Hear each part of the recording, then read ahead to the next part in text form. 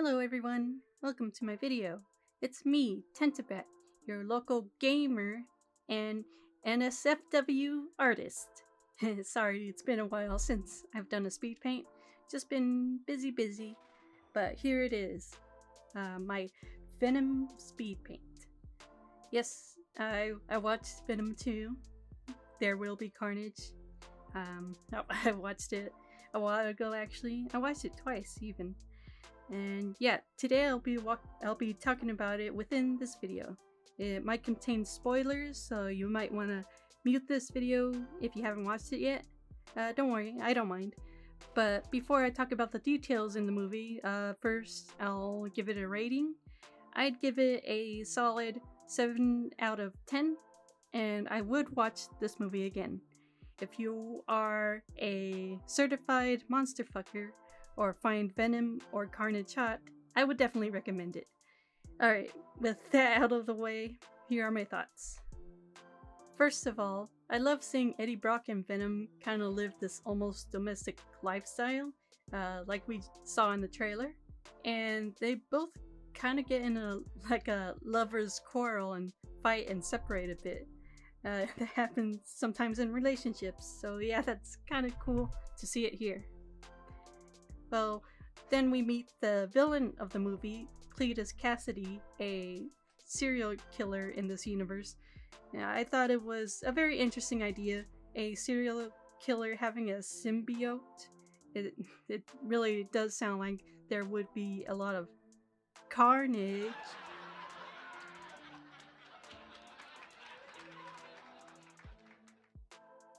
Anyways, the introduction of Carnage was really good because it almost felt like a horror movie with all the fog and smoke and the flickering of the lights, and just him jumping out, it was really cool. Oh, and there was this part of the movie where Eddie was reading Cletus Cassidy's letter, and they had a little animation scene where Cassidy describes his life. That animation was pretty cool to see. It reminded me of that scene from Harry Potter where they told the story of the Deathly Hallows. It was a little short, but I appreciate it nonetheless. But to be honest, and this is my biggest gripe with the movie, there wasn't a lot of life or death action in the introduction scene of Carnage. I know it's only PG-13, but there could have been some implied head chopping, or maybe the news could have said, oh, there's been casualties at the prison or something like that. I know that's pretty grim, but I wouldn't mind since the movie literally features creatures that literally eat brains. I think only 2 people died in that scene. Sure, a few others got shot, but a bullet wound is survivable. But still, I thought a serial killer with a lust for blood and almost infinite power would have done more damage than that. In the middle of the movie, like I said, Venom separates himself from Eddie Brock, and we see him just walking around in the middle of a festival. I think it's like a Halloween or a Day of the Dead festival, and he's just there walking around. And you know, I was kind of expecting like a little more action or some sort of hijinks, but no, he's just vibing.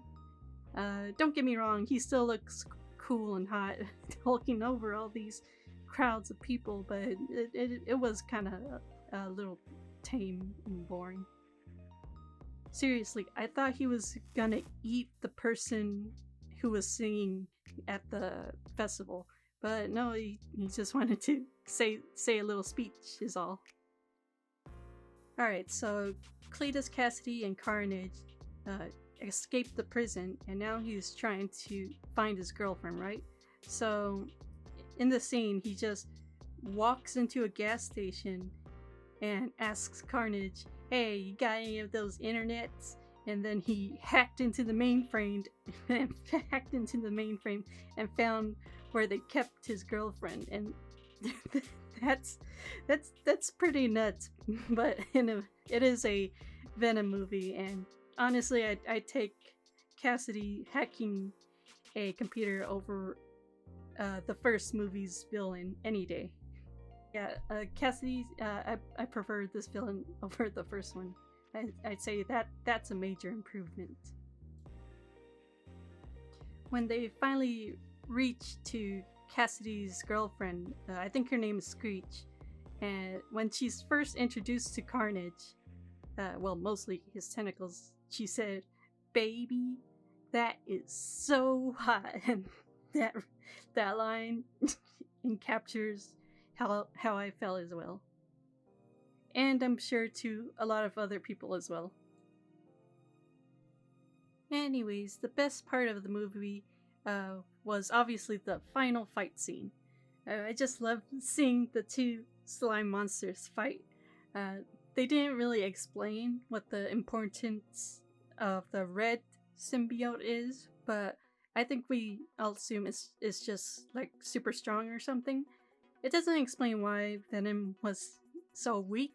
I just assume he was because Venom was mostly on a diet of chocolate and chicken brains, while Carnage just ate a priest's head and said, "Power up."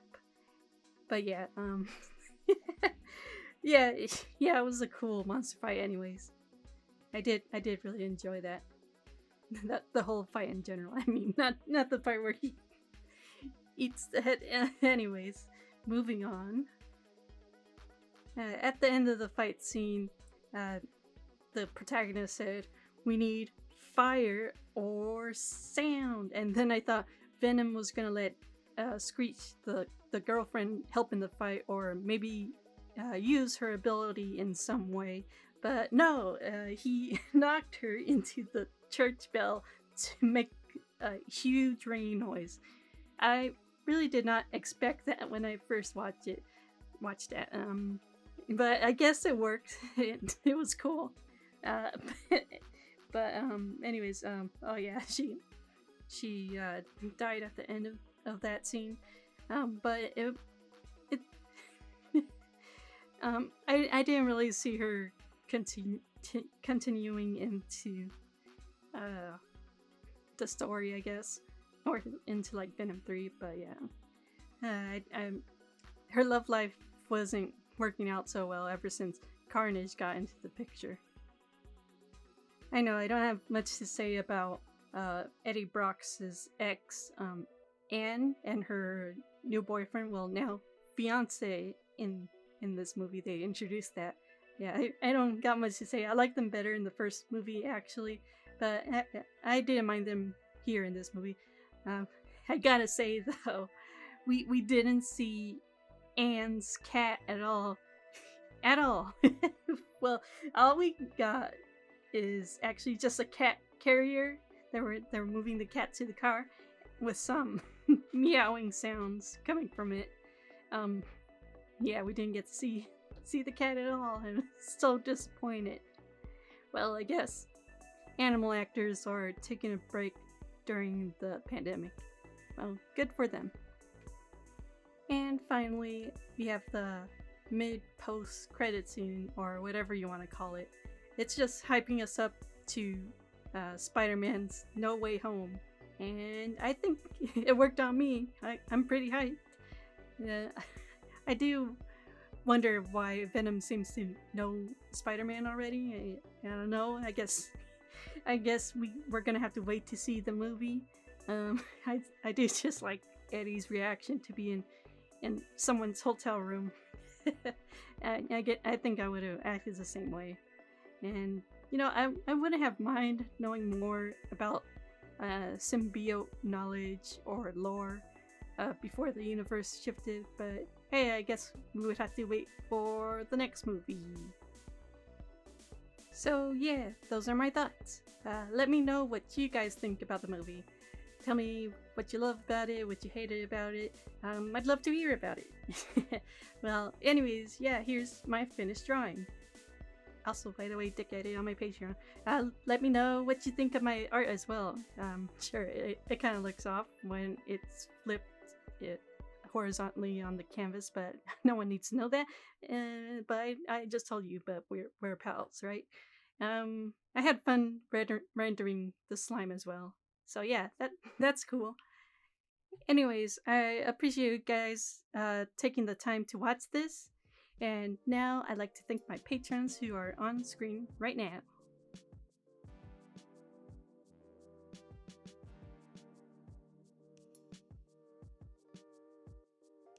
I want to give a big thank you to Mainful, Seven Dead Jr., Bolt Chaser, Bubonic, Stormy T. Brave, Crumply, Kiera Pringle, Pignitus, Omega Delta, and Jay Rulo. Rylu? Sorry, Rylu. And thank you for watching. I'll see you next time. Bye.